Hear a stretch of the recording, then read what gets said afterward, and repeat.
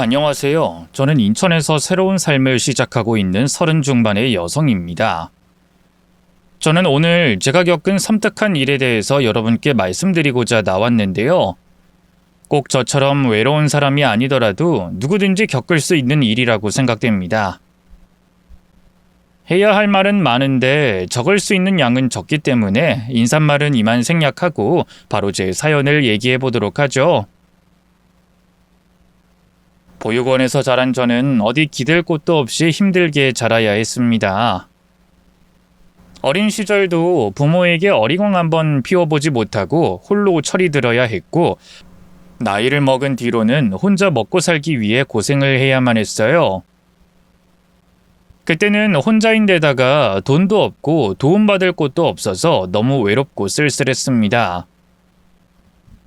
먹고 살다 보니 늘 바쁘고 피곤하게 아등바등 살아야 했지만 뭘 위해서 사는지 목표도 의지도 없던 삶이었죠. 저한테는 집으로 돌아가 반겨줄 가족 하나 없었으니까요. 그랬던 제가 지금의 남편을 만나며 모든 것이 달라지게 되었습니다. 남편은 고아인 제게 편견 없이 잘해줬던 유일한 사람이었어요. 세상 따뜻한 그 남자는 저를 품어주고 사랑해줬고 저는 그런 남자를 사랑할 수밖에 없었습니다. 그럼에도 고아라는 이유로 반대당할까 무서워 결혼이 망설여졌던 저였지만 다행히도 시부모님께서는 저를 편견 없이 받아주셨어요. 제가 고아라는 말에 놀라지도 않으시고 오히려 혼자 얼마나 고생이 많았겠냐고 제 손을 꼭 잡아주시더라고요. 다정한 남편만큼이나 시부모님도 따뜻하고 좋으신 분들이셨습니다. 시부모님은 혼자였던 저를 불쌍하게 여겨주셨고 남편은 저한테 모든 걸 다 해주고 싶어 하더라고요. 그렇게 저를 환대해 주신 시부모님과 저를 아껴주는 남편을 보며 저는 결혼하게 되었습니다. 그리고 결혼 후 저희는 시부모님과 함께 시댁에서 지내게 되었어요. 따로 신혼집을 구할 여력도 되지 않았지만 혼자 외롭게 살던 저로서는 시부모님을 모시고 다 같이 화목하게 사는 게 더 좋을 것 같더라고요. 특히나 시부모님이 저한테 딸처럼 잘해주셨기에 같이 사는 데는 전혀 문제가 없을 거라고 생각했습니다. 그렇게 시부모님과 같이 지내며 저는 시부모님의 일을 돕게 되었어요. 저희 시댁은 농사와 식당 일을 같이 하셨는데 주로 시아버지가 농사를 지으시고 시어머니는 식당 일을 하셨어요. 그래서 두 분 다 늘 바쁘셨다 보니 결혼하고서 제가 그런 시부모님의 일을 자연스럽게 도와드리게 되었습니다. 낮에는 시아버지를 도와 농사를 짓고 저녁에는 쉴 틈 없이 식당으로 건너가 일을 도왔죠. 그렇게 하루 종일 밤낮으로 일하는 게 고되고 힘들었지만 저를 믿고 사랑해주는 가족들을 위한 일이기에 힘들어도 힘든 줄도 몰랐습니다. 고생을 나누는 게 가족이라는 생각에 그마저도 행복하더라고요. 그렇게 하루하루 바쁘게 살아가던 어느 날이었습니다. 별일 벌어진 것 없는 조용한 일상에 조금씩 이상한 일이 벌어지기 시작했어요.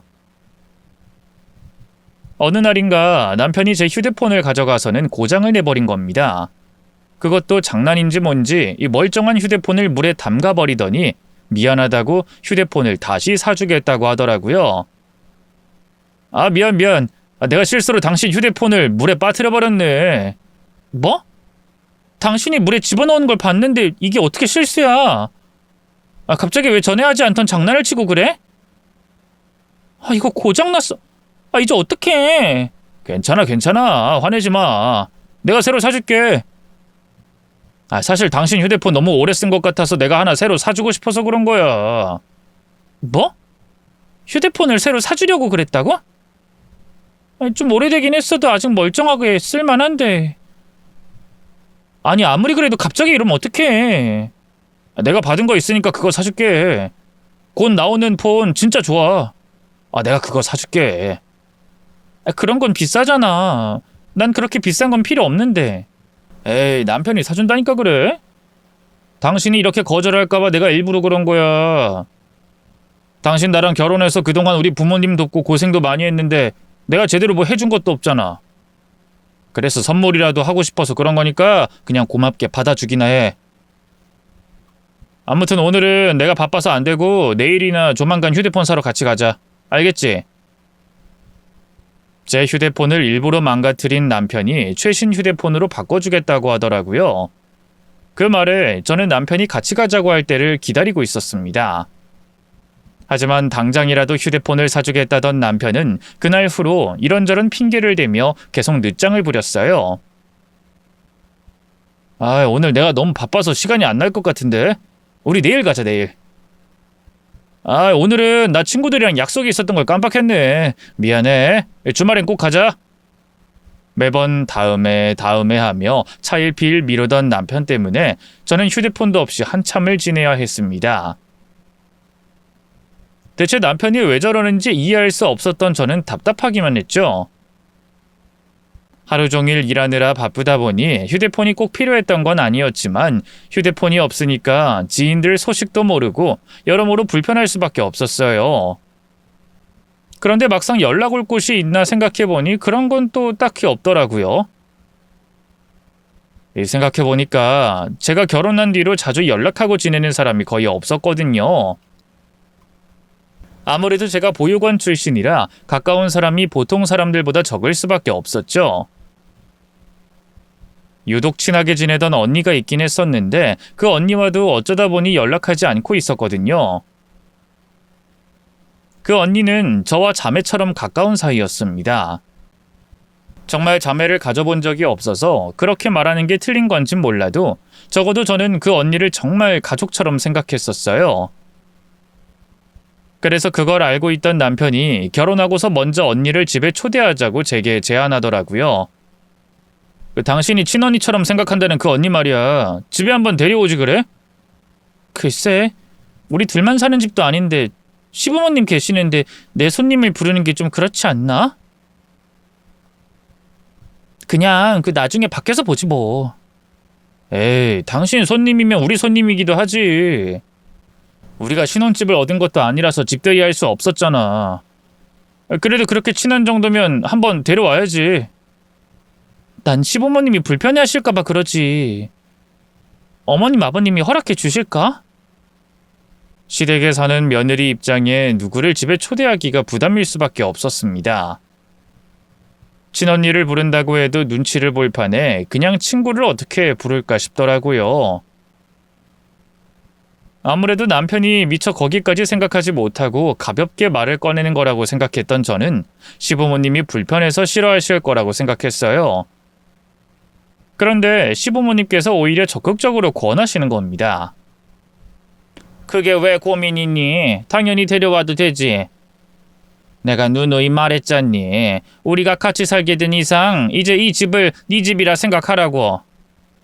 그럼 집에 친구도 데려올 수 있는 거지. 뭐 그런 고민을 했니? 우리는 괜찮으니까 데려오렴. 예? 정말요? 정말 데려와도 될까요? 그렇다니까 그래. 아이고, 뭐 누가 보면 우리가 그동안 너한테 눈칫밥이라도 먹인 줄 알겠다. 이게 뭐라고 그렇게 걱정을 하니? 거봐, 내가 뭐라 그랬어. 부모님은 허락하실 거라고 그랬잖아. 아무튼 이제 부모님 허락도 받았으니 걱정 안 하는 거지? 언니 데려와서 며칠 같이 놀다가 가라고 그래. 남편과 시부모님의 제안에 친하게 지내던 언니가 저희 집으로 오게 되었습니다. 사실 저도 결혼하고 일하고 적응하느라 바빠서 여유를 부릴 시간이 없었는데 오랜만에 그렇게 언니를 만나게 되니 정말 기쁘더라고요. 거기다 늘 저를 걱정해줬던 언니여서 그 언니에게 제가 결혼하고 가족들과 행복하게 잘 지내는 모습을 보여주고 싶었어요. 시부모님이 허락까지 해주셨으니 마음 편히 같이 지낼 수 있어서 더 좋았고 언니도 제가 잘 지내는 것 같아서 다행이라며 저를 진심으로 응원해 주기까지 했었죠. 그런데 언니가 돌아가자 갑자기 상황이 달라졌습니다. 시부모님이 걱정하시면서 제게 얘기를 해주시더라고요. 그런데 정아야, 너 찾아왔던 그 언니랑 많이 친한 사이인 거니? 그럼요. 저랑 가장 가깝고 친한 언니예요. 사회에서 알게 되긴 했지만 저한테는 친언니나 다름없는 사이거든요. 제가 정말 좋아하고 아끼는 언니예요. 그런데 왜 그러세요? 아니, 뭐 네가 그렇게 좋아하는 사람이라고 하니까 말하기가 참 곤란한데 아무래도 내 생각에는 네가 그 언니랑 거리를 둬야 좋지 않을까 싶어서 말이다. 예? 거리를요? 왜 그러세요, 어머님? 뭐가 마음에 안 드셨어요? 아니, 내 마음에 들고 안 들고 문제가 아니라 사실 내가 그 여자가 통화하는 걸 들었거든. 아이, 그런데 전화로 네 욕을 하지 뭐니? 네? 그게 무슨 말씀이세요? 언니가 제 욕을 했다고요? 아니에요. 어머님께서 잘못 들으셨을 거예요. 그 언니가 얼마나 사람 좋고 착한 사람인데요. 그 언니 성격에 누구 욕하고 그러질 못해요. 그리고 다른 사람도 아니고 저를 왜 욕하겠어요? 나도 그게 기막혀서 말이다. 아니, 남의 집에 놀러 왔으면 그냥 조용히 놀다 가면 될 것이지 그 와중에 어떻게 초대한 사람 욕을 하니? 네가 고아 주제 어떻게 시집을 갔냐면서 황당한 말을 하는데 내가 그 말 듣고 너무 깜짝 놀라서 말이야. 언니가 그런 말을 했다고요? 제가 고아인데 이런 집에 시집을 갔다면서요? 그럴 리가 없는데. 그 언니가 그럴 사람이 아닌데.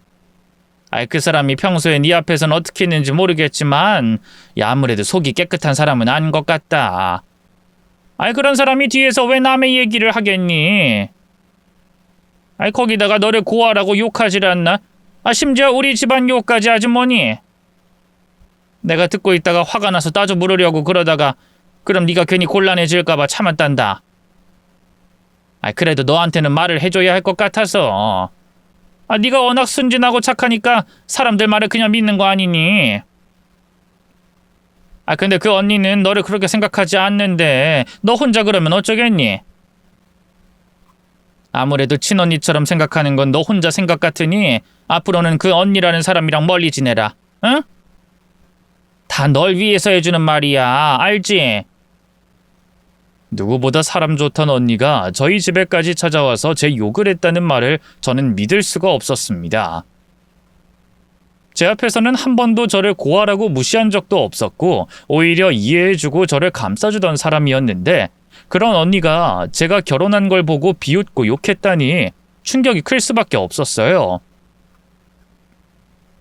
그런 이야기를 시부모님에게서 듣게 된 저는 믿었던 사람에 대한 배신감과 시부모님께 대한 죄송함에 할 말을 잃었습니다. 결국 언니와의 신뢰가 깨져버린 저는 그 후로 점점 그 언니와 멀어지고 근래에는 연락을 안 하고 지내게 되었어요. 거기다 그뿐만 아니라 제 다른 지인들이 제 욕을 하는 걸 들었다는 남편과 시부모님의 말에 저는 하나둘 지인들을 잃게 되었습니다. 아니, 사람들이 어쩜 그러니? 어떻게 불쌍한 사람을 품어줄 생각은 못하고 그렇게들 남 욕을 하고 다니는지. 내가 정말 기가 막혀서 화도 안 나지 뭐니. 어떻게 사람들이 그렇게 앞뒤가 다른 건지. 아무래도 정아 네가 착해서 사람들이 함부로 하는 모양이다. 그러게 사람이 좀 독하게 살고 그래야 하는 건데. 정아 너는 너무 착한 게 탈이다. 그러니까 주변에 그런 사람들밖에 없지. 그 사람들이 제 욕을 했다고요? 정말 좋은 사람들이라 생각했는데. 그래, 그렇겠지. 믿었던 사람한테 배신당하는 것만큼 속상한 게 또 어디 있겠니? 근데 그게 네 탓이겠니? 다 사람들이 못된 탓이지. 원래 사람들은 다 그런 거야. 남이 잘 되면 배가 아프고 쉽게 욕하고 그런 거지.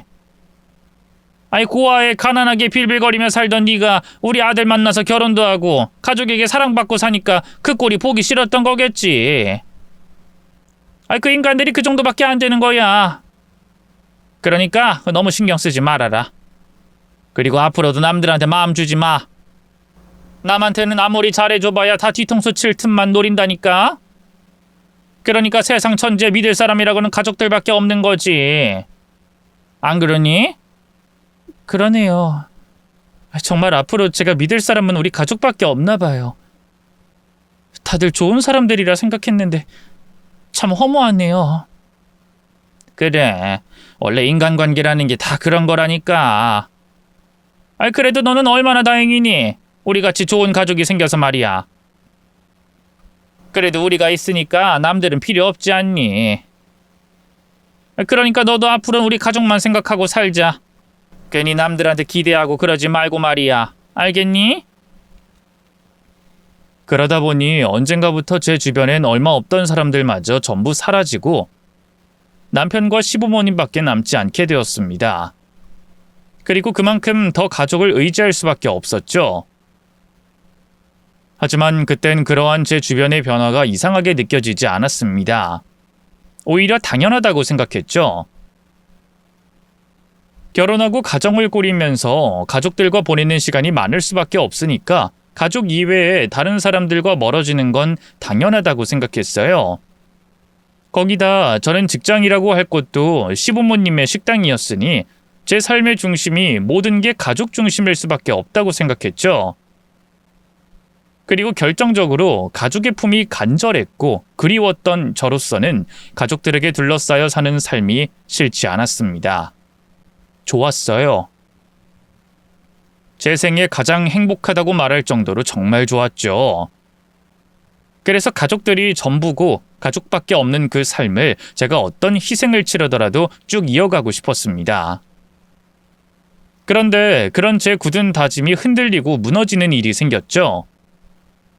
그날도 여느 날처럼 낮에는 시부의 밭에서 저녁에는 시몬의 식당에서 서빙을 하고 있던 중이었어요.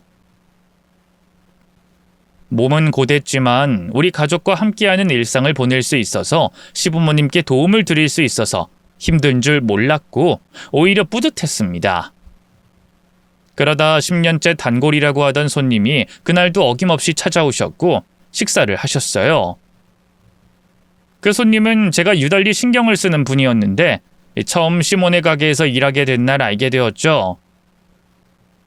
어서 오세요. 어떤 걸로 드릴까요? 혹시 설명이 필요하실까요? 아니면 제가 좀 이따 주문을 받을까요? 예, 정아야. 그 손님 따로 주문 받을 필요 없어. 드시는 음식 항상 같으니까 이리 와. 단골 손님인 줄 모르고 주문을 받았던 건데 그래도 대답 정도는 할 수 있는 거잖아요. 그런데 아무런 말씀이 없더라고요. 마치 사람을 무시하는 것처럼요. 기분이 나빴지만 20살 때부터 여러 일을 하며 별별 사람을 다 봤기 때문에 마음에 담아두지 않으려고 했습니다. 그러다 그 단골 손님에게 사정이 있다는 걸 시모에게 듣게 되었어요. 아까 나간 손님 들어오면 인사할 것도 없이 국밥에 소주 한 병만 내다 주면 돼. 다른 거 필요한지 물어볼 것도 없이. 말 걸지 말고 그렇게만 줘. 아, 네. 사업 망하고 처자식의 형제들한테까지 버림받아서 혼자 지내는 사람인데 여기 산지 10년이 다 넘었는데 가까이 하는 사람이 없어. 말을 걸어도 대답도 없고 어울리려고 하지도 않고. 그러니까 신경 쓸 필요 없어. 시몬은 신경 쓸 필요가 없다고 했지만 저는 그 이야기를 듣고 더 신경이 쓰일 수밖에 없었어요. 저도 혼자인 기분이 어떤지 잘 아니까요. 그래서 그 단골 손님이 오실 때마다 밝게 응대했고 묻지도 않은 대답이며 제 일상이며 말을 걸곤 했습니다. 물론 돌아오는 대답은 없었어요. 그날 역시도 마찬가지였고요. 거기까지는 전과 똑같은 나날들이었는데 딱 한 가지 다른 게 있었습니다. 그 단골 손님께서 평소 드시던 주량보다 더 드셨다는 거였죠. 보통 국밥 한 그릇에 소주 한 병을 드시던 분이셨는데 그날은 어쩐 일인지 소주를 2병이나 드시고 있었어요. 가게 입장에서야 여러 자리 차지하지 않는 손님이 술까지 여러 병 팔아주면 좋은 일이었지만 단골인 손님 걱정을 안 할 수가 없었습니다. 그래서 제가 손님 곁으로 가서 그만 드시고 이제 댁으로 가시는 게 어떻겠냐고 여쭙게 되었죠. 그런데 손사래만 치시더라고요. 괜찮다고 하시는데 제가 더 말릴 수도 없는 상황이었고 다른 손님도 받아야 했기 때문에 시모 눈치가 보여서 더는 말리지 않고 가게 일을 하고 있었어요.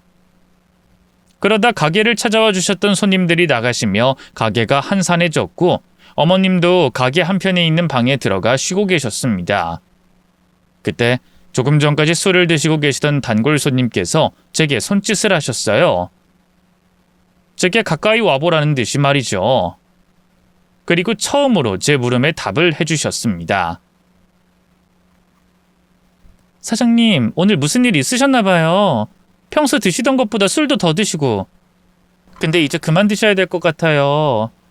벌써 4병이나 드셨는데 너무 과음하시는 것 같아서요. 그만 드시고 내일 오셔서 모자란 술 더 드세요. 어떻게 모텔까지는 혼자 가실 수 있으시겠어요? 제가 택시라도 불러드릴까요? 내가 원래도 이 집을 자주 찾아오긴 했는데 요즘엔 더 자주 찾아올 수밖에 없어. 왜 그런지 알아? 어머, 사장님 말씀도 잘하시네요? 그럼 앞으로도 자주 좀 대답해 주세요. 근데 왜 자주 찾아오세요? 왜냐면 아가씨 때문이야. 아가씨 때문에.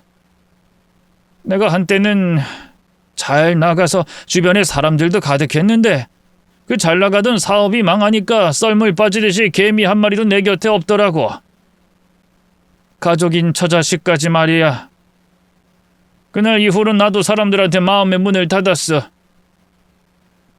곁에 오는 사람들도 없었지만 공사장이든 식당이든 누군가 빈말이라도 내게 말을 걸어오면 내 선에서 먼저 딱 자르고 밀어냈던 거야. 근데 솔직한 마음으로 나도 밀어내고 싶어서 밀어냈던 건 아니거든. 나도 외롭고 누군가 곁에서 말벗이라도 해줬으면 좋겠는데 또 상처받는 게 너무 힘들 것 같아서 내가 상처받지 않으려고 먼저 밀어냈던 거야. 그런데 내가 그렇게 나오니까 내 주변에 사람이라고는 하나도 없었지. 그러다 아가씨가 내게 말을 걸어준 거야. 내가 대답하지 않아도 무시로 일관해도 내게 말을 걸어주고 내 걱정을 해주더라고. 그게 별거 아닐 수도 있겠지만 내 입장에서는 별게 아닌 일이 아니었어. 그 말 한마디에 날 생각해주는 사람이 한 명은 있다는 걸, 또 그로 인해서 내가 이 세상에 살아있다는 걸 느낄 수 있었으니까. 그래서 내가 이 집에 오면 아가씨 덕분에 다음날 하루를 살아갈 힘을 얻을 수 있었어. 그게 너무 고마웠고 또 느끼고 싶어서 더 자주 찾아왔던 거야. 오늘도 내가 들어왔을 때 아가씨가 말 걸어준 게 너무 좋아서 내가 이렇게 과음하게 된 거고. 아가씨, 내가 정말 고마워. 아가씨 입장에서는 어리둥절하겠지만 아가씨가 사람 하나 다시 살린 것과 다름이 없는 거야. 아가씨는 내게 은인이나 다름이 없어. 네? 제가요? 뭐 그렇게까지. 그래도 어쨌든 제가 사장님께 힘이 되고 도움이 되었다고 하니 다행이네요. 앞으로도 저희 어머님 가게 자주 찾아와 주세요. 가게 일이 덜 바쁘면 제가 사장님 얘기도 들어드리고 제 이야기도 하면서 말동무가 되어드릴게요.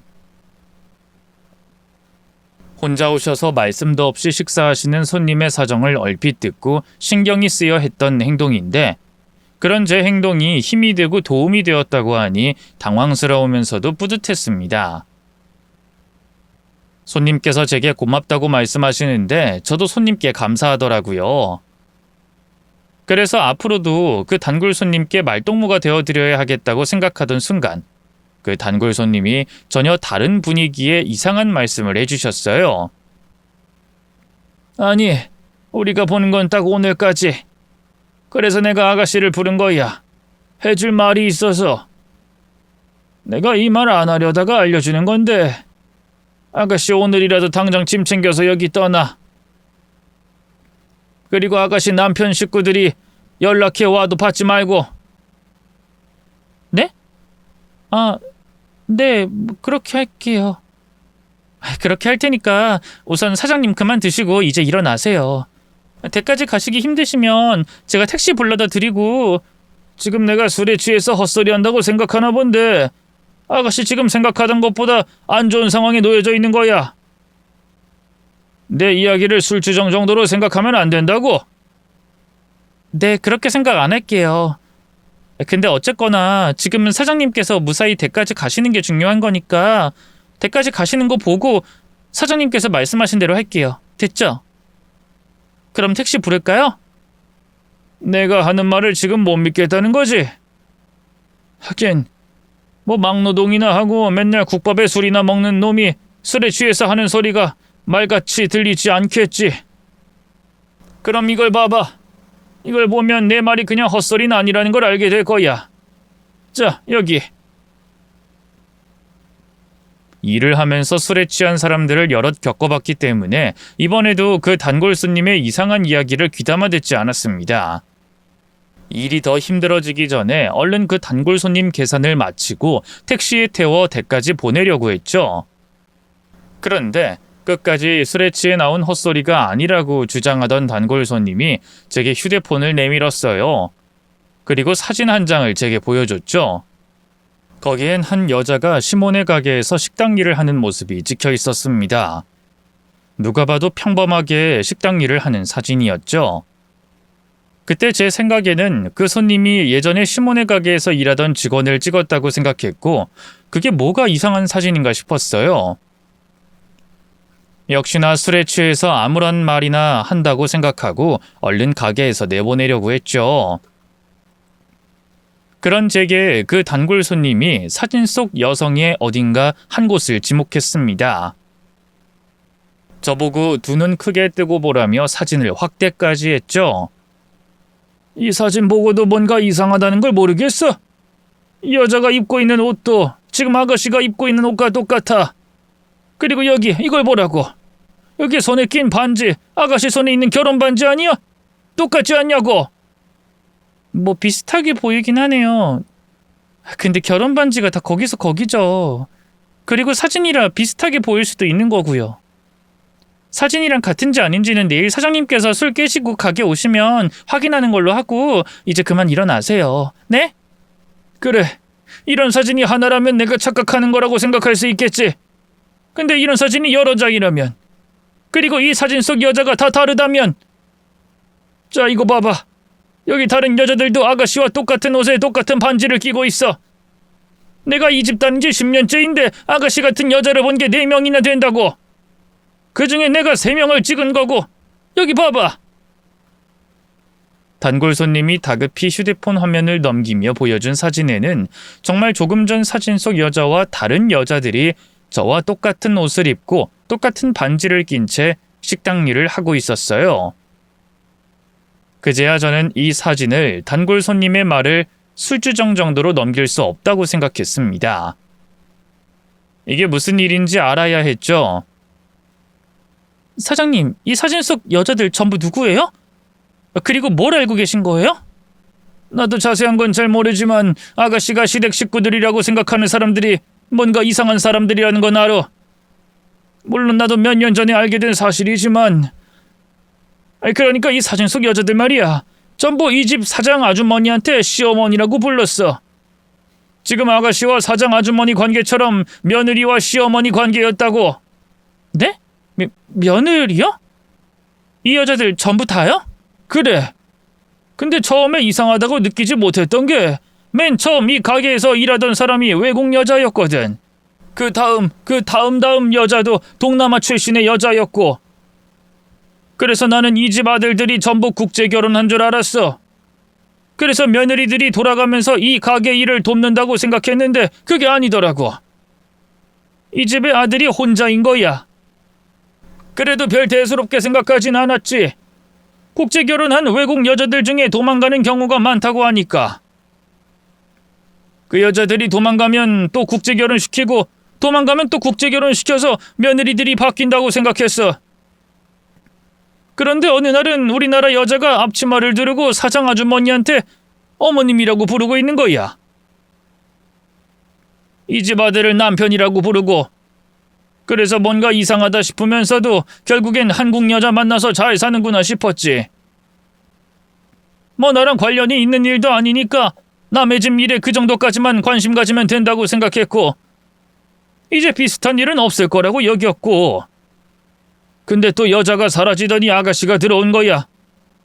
이전 이 식당에서 사장 아주머니한테 시어머니라고 부르고 같은 반지를 끼고 있던 여자들처럼. 그러니까 아무리 생각해도 내가 이상하더라고. 어느 남자가 결혼을 5번이나 하고 그 여자들이 죄다 도망을 가거나 사라질 수 있겠어? 그래서 뭔 일을 당한 건 아닌가 싶었는데 내가 알 방법이 있어야지. 근데 분명히 무슨 일이 있는 건 확실한 것 같아서 내가 아가씨한테 말하는 거야. 내가 이 가게 와서 아가씨 덕분에 받은 것도 있고 그래서. 그럼 아가씨도 이 여자들 대해서 들어본 적이 없는 거지? 남편이 여러 번 결혼한 것도 몰랐고. 네? 아, 네. 그럼 내가 얘기를 잘 꺼냈네. 도대체 이 집안에서 무슨 일이 벌어지는 건지 잘은 모르겠지만 뭔가 일이 생기는 건 분명하니까 아가씨 짐 챙겨서 떠나. 내가 아가씨 걱정이 되어서 그래. 얘기만 들으면 술 취한 손님의 술주정 정도로 생각하겠는데 눈으로 보이는 사진이 있었고 또 제 손가락에 끼워져 있는 반지와 똑같은 반지를 사진 속 여자들도 끼고 있는 걸 보게 되니 술주정으로 들리지 않더라고요. 그런데 무턱대고 손님의 말을 믿을 수도 없는 일이었고 손님이 한 말이 모두 사실이라는 보장도 할 수 없었어요. 손님이 뭔가 오해할 수도 있는 거였고 다른 사정이 있을 수도 있었습니다. 그래서 우선은 절 걱정하는 단골 손님을 안심시키고 댁으로 보냈어요. 그리고 조금 전 있었던 일에 대해서는 아무런 말도 꺼내지 않은 채 평소처럼 식당 일을 하다가 시모와 함께 시댁으로 돌아갔죠. 남편에게 식당에서 들었던 이야기를 해볼까 싶었지만 쉽사리 말이 나오지 않았습니다. 더군다나 시부모님과 한 집에서 살고 있었기 때문에 더욱더 물어보기가 힘들었죠. 그러다 조금도 수상하지 않는 시부모님과 남편의 모습에 또 평소처럼 절 사랑해준다고 느껴지는 그 모습에 단골 손님의 이상한 이야기를 덮어두게 되었어요. 제게 보여준 사진이 그 사진 속 여자들이 끼고 있던 반지가 이상하고 찜찜했지만 시댁 가족들의 사정이 있을 거라고 단골 손님이 오해하는 거라고 여겼죠. 아니, 그렇게 믿고 싶었습니다. 왜냐면 남편과 시부모님 덕분에 제 생애 처음으로 행복한 순간과 평범한 일상을 느끼며 보내고 있었으니까요. 그 소중한 시간을 잃고 싶지 않았어요. 그래서 마음 한편에 불안함을 못 본 척 남겨둔 채 제가 보고 싶은 면만 보고 있었죠. 그리고 그 불안함을 계속 외면할 수 있게 도와주는 일도 있었습니다. 저에게 가게를 떠나가라고 했던 그 단골 손님께서 어젯밤 일에 대해서 기억을 못하신 채 다음날 가게를 찾아오셨거든요. 그러다 보니 그날의 일은 잠깐의 해프닝으로 제 행복을 깨트리지 않기 위해 없었던 일로 취급해야 하는 일로 여기게 되었어요. 하지만 결국에는 제가 외면하려고 했던 진실에 대해서 알게 되었습니다. 그것도 직접 제가 찾아가면서 말이죠. 그렇게 된 계기는 시댁에서 저와 남편이 쓰던 방을 정리하면서 시작되었어요. 그날 일에 대해서 아무렇지 않은 척하고 있었지만 어쩔 수 없이 마음이 심란했던 저는 집안 정리를 하면서 마음속 불안함을 누르려고 했습니다. 그래서 방 안의 구조를 바꿔보려고 혼자서 용을 쓰고 있었는데 그러던 도중 가구에 가려져 이제까지 보지 못했던 글을 보게 되었어요. 벽지에 작게 써진 글이었는데 마치 아이가 쓴 것처럼 삐뚤빼뚤한 글씨로 고향에 가고 싶다, 집에 가고 싶다, 도망쳐야 한다 라고 쓰여 있었습니다. 그 글들을 보니 이제까지 덮어두고 외면하려고 했던 마음속 불안감이 다시 솟구치게 되었어요. 거기다 이번엔 진정시키려고 해도 진정되지 않았고 외면하려고 해도 외면할 수가 없었습니다.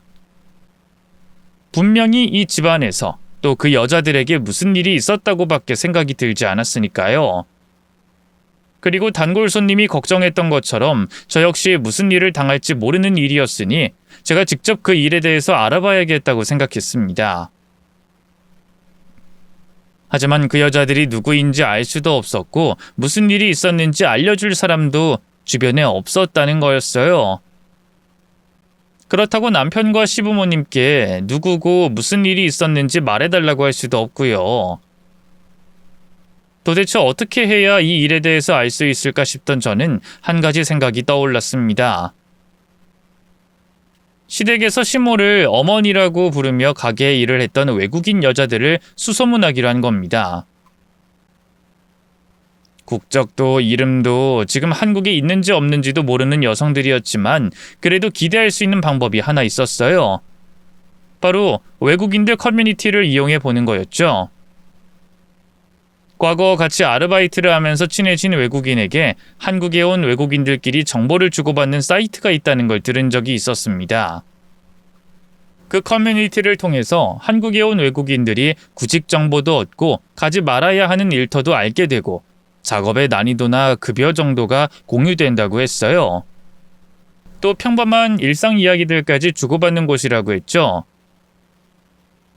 그 커뮤니티를 이용하면 시몬의 가게에서 일한 외국인 여성들 중 한 명 정도는 찾을 수 있지 않을까 싶었습니다. 그래서 과거 일하던 가게로 전화를 걸어 사장님에게 함께 일하던 외국인 친구의 연락처를 얻게 되었죠. 그 친구에게 사정을 설명한 뒤 커뮤니티에서 제가 찾는 여성들을 대신 수소문하는 글을 올려달라고 부탁했고요. 그런데 그 여성들을 찾기도 전에 의미심장한 이야기를 듣게 되었습니다. 현재 그 사이트에서 시모와 시부 모두 블랙리스트에 올라와 있다고 하더라고요. 다시 말해 외국인 노동자들 사이에서 시모의 식당과 시부의 밭에 일하러 가면 안 된다는 정보가 돈다는 거였죠. 무슨 일 때문에 그러는 거냐고 물어보니 일의 강도도 너무 높고 그에 비해 월급도 적고 또 그 적은 월급도 제때 주지 않기 때문이라고 했습니다. 거기다 시모와 시부가 언어 폭행도 서슴없이 하고 실제로도 구타하려는 위협까지 했다는 경험담이 올라와 있었다고 했어요. 시부모님의 좋은 모습만 봐왔던 저로서는 충격적인 이야기였죠. 그런데 그 충격이 가시기도 전에 더 놀랍고 충격적인 이야기를 듣게 되었습니다. 시몬의 가게에서 일했다는 여자에게서 연락이 온 거예요. 그것도 한때 이 집안의 며느리였다는 제 남편의 아내였다는 여자에게서 말이죠. 제가 그 집에서 며느리로 지내고 집안일을 돕고 있다는 걸 듣게 된 여자는 제게 도움을 주고 싶다며 먼저 만나자는 제안을 해왔습니다. 저는 시댁에 핑계를 대고 여자를 만나게 되었어요. 그리고 여잔 인사가 끝나자마자 제게 그 집을 도망쳐 나와야 한다고 말했습니다. 제가 찾는다는 글에 많이 놀라... 당신 지금 결혼한 지 얼마나 됐어요? 아직 부모님, 남편이 잘해주고 있어요? 그럼 지금 당장 그 집에서 나와야 해요. 나 그 집에서 많은 괴롭힘 당했어요. 나 말고도 다른 여자도 많은 괴롭힘 당했고요. 당신도 부모님 남편에게 우리처럼 많은 괴롭힘 당할 거예요. 그러니까 빨리 나와야 해요. 네? 괴롭힘이요? 무슨 괴롭힘이요? 그리고 이 집안에 일한 다른 여자분들도 아세요? 네, 2명 알아요. 그 2명 나처럼 그 집에서 괴롭힘 당하고 도망쳤어요. 그런데 우리 모두 도망치거나 이혼하고 싶지 않았어요. 남편과 결혼해서 행복하고 싶었어요. 그런데 그럴 수 없었어요. 부모님 밭에 가서 일하고 그 다음 식당 가요. 처음엔 쉬는 시간도 있고 일이 힘들지 않은데 시간 조금 지나면 잠잘 시간 없어요. 쉬는 시간도 없어요. 또 부모님 일 말고 다른 데 일도 해야 돼요. 일하다가 죽을 것 같아도 일해야 하고 병원 갈 수도 없었어요. 근데 일 못하면 욕해요. 혼나고 맞아요. 또 밥 적게 주거나 내일 잘 시간 줄여서 다음날 더 일해야 해요. 그런 생활이 계속돼요. 그런데 우리 외국인이라 결혼해서 한국에 들어온 사람들이라 도움받을 수가 없어요. 그래서 우리 모두 도망간 거예요. 근데 우리 도망가고 다른 여자 들어왔어요. 이번엔 한국 여자. 근데 또 똑같았다고 했어요. 그리고 그 여자 결국 우리처럼 도망갔다고 했어요. 한국 여자가 있었다는 것도 알아요? 그걸 어떻게 알고 있어요? 거기 주변에 나의 나라 사람들, 나처럼 한국 사람과 결혼해서 사는 사람 있고 일하러 온 사람도 있어요. 그 사람들에게 이야기 들을 수 있었어요. 그러니까 단골 손님이 말했던 말 모두 사실이었던 겁니다. 저 이전에 저와 같은 사람이 4명이나 더 있었던 게 맞았어요. 그리고 그 여자들 모두 남편과 결혼했던 거고요. 단골 손님의 술주정이라고 생각했던 이야기가 사실이라는 걸 알게 되곤 남편과 하게 된 이 결혼에 대해서도 생각을 안 해볼 수가 없었습니다. 과연 저와의 결혼은 다른 목적이 있어서 한 건 아닐까, 그런 생각을 말이죠. 외국인 여성들만 이런 일을 당했다면 모르겠는데 한국인 여성까지 그런 일을 당했다고 하니 저 역시 같은 이유로 데리고 온 건 아닐까 싶었습니다. 아니, 싶은 게 아니라 그런 게 맞을 거라는 확신에 기울어졌죠. 하지만 아직 마침표까진 아니었어요. 이미 시부모님과 남편이 저를 속이고 결혼했고 이전에 있었던 이야기만으로도 그 집을 도망쳐 나올 이유는 많았지만 하나만 더 확인하고 싶었죠. 제가 이 집으로 시집 오기 직전에 며느리였다고 하는 그 한국 여성이 도망치게 된 그 이유에 대해서 말이에요. 저는 혹시나 싶어서 그 외국인 여성에게 도망친 한국 여성의 신상에 대해서 묻게 되었습니다. 동네 주변 사람들에게 물어서 답을 얻을 수도 있겠지만 그러면 시부모님이나 남편의 귀에까지 들어갈 수 있어서 위험하다고 판단했어요. 그래서 물어봤는데 자기도 지금은 당장 아는 게 없다고 하더라고요. 대신 그 우리 동네에 있는 외국인 여성들에게 물어보고 메일로 연락을 준다고 했죠. 저는 연락이 오기만을 기다리며 남편과 시부모님을 주의 깊게 살펴봤습니다. 혹시 수상한 모습은 없는지, 제가 이제까지 놓친 건 없는지 말이죠. 그런데 아무리 봐도 제가 아는 좋은 사람들이었어요. 그 모습들 때문에 제가 괜한 짓을 하는 건 아닌가 싶어서 흔들린 적도 있었습니다. 이제까지 다른 사람들은 몰라도 내게는 진심이 아닐까, 다른 목적이 없지 않을까 믿고 싶었죠. 그런데 그런 믿음을 가져서는 안 된다는 걸 알게 되었어요. 제가 이 집안에 들어오기 전 도망쳤던 한국인 여성을 만나며 제가 더 이상 흔들리지 말아야 하는 이유를 듣게 되었거든요. 외국인 분들 만나시고 절 찾으셨다고 하던데 대충 왜 찾으셨는지는 알아요. 그래서 결론부터 말씀드리자면 하루라도 빨리 이혼하시거나 도망치세요. 도망치고 그쪽에서 이혼하겠다는 말 나오면 이혼하시고요. 지금 혹시 나는 다르지 않을까 그런 생각하시죠? 아니에요. 그 사람들 절대 그런 사람들 아니에요.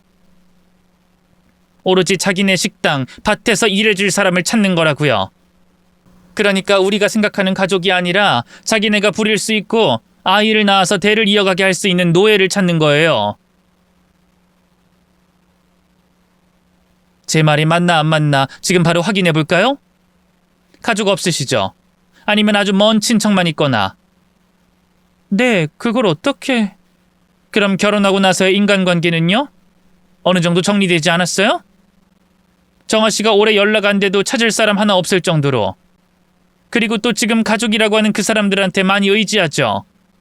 지금 그 가족들이, 그 사람들이 인생의 전부라고 생각될 만큼.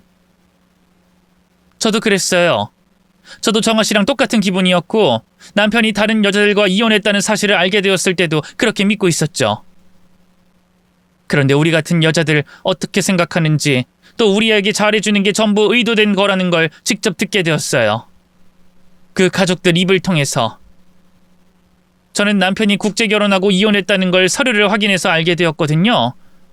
근데 그냥 이혼이거나 여자들이 그냥 도망쳐서 이혼한 줄 알았지 살려고 도망친 건 몰랐어요. 그래서 남편의 과거를 덮고 계속 결혼을 이어가려고 했고요.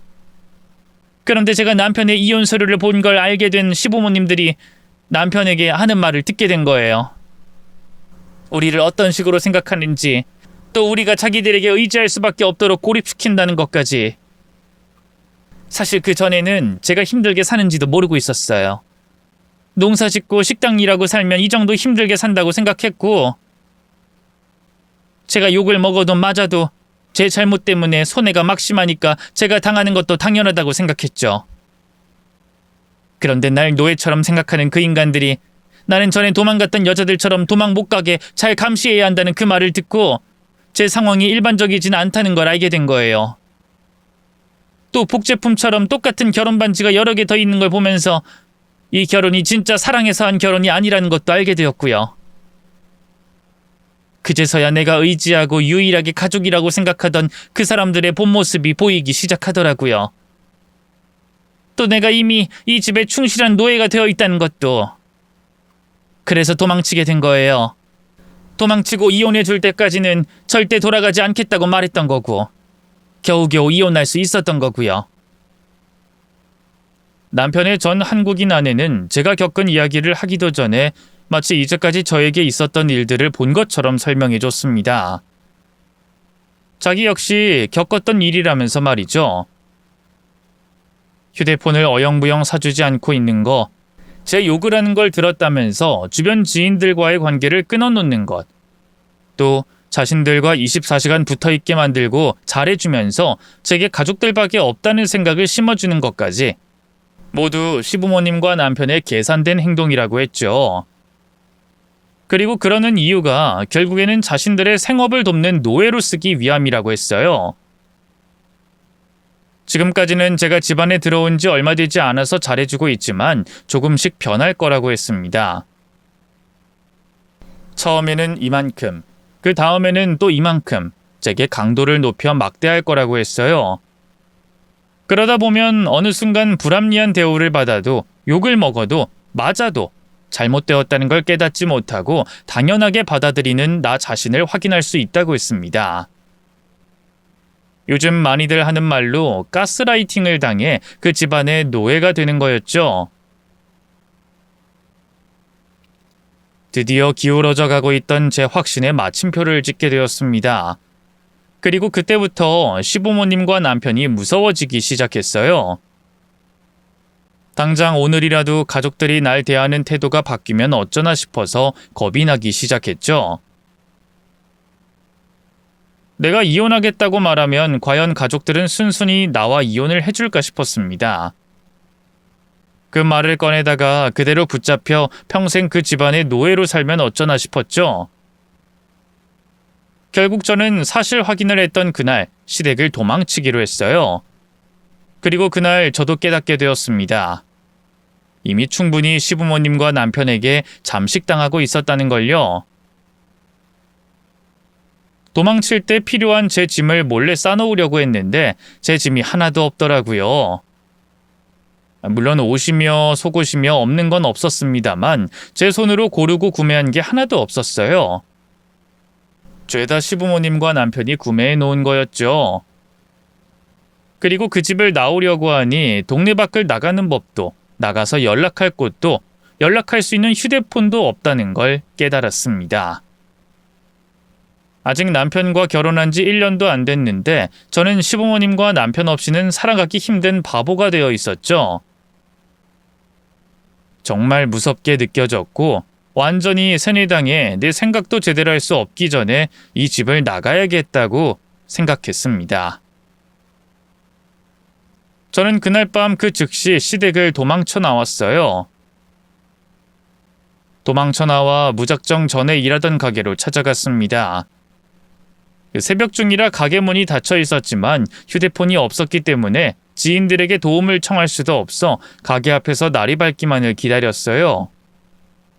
그리고 가게로 출근했다 저를 보고 깜짝 놀라신 사장님께 그간의 사정을 말씀드리고 신세를 지게 되었죠. 그리고 2주 정도 시간이 흘렀을 때 시댁에 전화를 했어요. 모든 일을 알게 되었으니 더는 결혼 생활을 이어갈 수 없어 이혼하겠다고 말이죠. 그러자 시부모님의 인자했던 목소리는 온데간데 없이 사라지고 입에서 험한 말을 가득 담으며 절 협박하기 시작했어요. 뭐? 이 썩을 것이 우리가 고와 그지 인년을 데려다 며느리로 삼고 밥 먹여주고 옷 입혀주고 사람처럼 살 수 있게 키워줬더니 이혼을 하겠다고? 너는 은혜 갚을 줄도 모르냐? 양심은 네 부모 죽을 때 같이 가져다 버렸어? 너 헛소리 그만하고 당장 내려와. 아니면 우리가 올라가서 너 잡아오려니까. 그 은혜 제가 1년도 안 되는 기간 동안 충분히 다 갚아드렸다고 생각하는데요. 제가 그 집에서 일하는 거는요. 그걸로 충분하지 않나요? 그리고 아까도 말한 것처럼 애초에 절 며느리라고 생각하고 데리고 온 게 아니잖아요. 저 다 들었다고요. 저 이전에 며느리한테도 똑같이 행동하셨다면서요. 그리고 저 이전에 한국 여자로 대상을 바꾼 게 외국인 노동자들 사이에서 소문나고 결혼 업체에서도 블랙리스트에 올라서 그런 거라면서요? 그래서 저처럼 고하고 외로운 여자 노린 거잖아요. 철저하게 고립시키기 좋으니까요. 그 집안 노예로 쓰기 편하니까요. 그래도 거짓이었어도 제게 잠깐이나마 가족의 품이라고 따뜻한 경험을 해줄 수 있게 해주셔서 이혼으로 끝내자고 한 거예요. 아니면 저 혼인 무효 취소 소송과 함께 위자료 청구할 수도 있어요. 그런 걸 원하진 않으시잖아요. 그럼 이혼으로 끝내주세요. 이야, 너 네가 칼 쥐고 있는 것처럼 말한다? 너 소송할 돈은 있고? 우리가 시간 끌면 변호사한테 줄 돈 있어? 야, 어차피 고아인 네 인생 이미 정해져 있는 거야. 나이 먹어서도 의지할 곳 하나 없이 떠돌아다니고 네 밥줄 걱정해야 하는데 우리 옆에 있으면 얼마나 좋아? 뭐 일은 평생 하냐? 우리 죽으면 그게 다 네 거 아니야? 사랑이 밥 먹여줘? 집 나간 애들한테 무슨 얘기를 듣고 이러는지 모르겠지만 우린 너 앞에 애들처럼 생각 안 해. 넌 우리 집 며느리로 생각한다니까. 그러니까 그만 힘 빼고 돌아와라. 괘씸한 집 좀 그만하고. 제가 혼자라고 생각하시나 봐요. 도움을 구할 곳도 없이. 그런데 다행히 제가 인생을 허투루 살진 않았나 봐요. 두 분이 끊었다고 생각하는 제 지인들 다들 제 이야기 듣고 도와주겠다고 하네요. 그래서 충분히 소송할 수 있습니다. 그러니 생각 잘하세요. 지역신문에 떠들썩하게 나오고 싶지 않으면 생각 잘하시라고요. 제가 충분히 고립되었을 거라고 생각했는지 시부모님은 이혼해달라는 제 말에 되려 협박을 해왔지만 저는 혼자가 아니었습니다. 고마운 제 지인들이 다시 제게 돌아와 저에게 도움을 주고 절 지켜주려고 했죠. 그들이 있어서 용기를 낼 수 있었고 다시 제 삶을 되찾겠다는 의지를 다질 수 있었어요. 제가 흔들리지 않자 시부모님과 남편은 당황하기 시작했고요. 그리고 결국 저를 자신들의 소나기에서 놓아줬습니다. 하지만 의미심장한 말을 남겼어요. 저와 같은 여자는 얼마든지 구할 수 있다고. 제가 저 스스로 복을 걷어찬 거라고 말이죠. 아직도 귓가에 울리는 그 섬뜩한 말 때문에 제가 이곳에 이 사연을 보내게 된 겁니다. 차마 그 사람들이 어디에 살고 누구인지 밝힐 수는 없지만 제 이야기로 인해 다른 피해자가 생기지 않길 바라는 마음에 말이죠. 그러니 조심하시길 바랍니다. 조건 없는 사랑이라고 드디어 내 삶에도 빛이 들어온다고 생각하다가 봉변을 당할 수도 있다는 걸 되뇌이시면서 말이에요.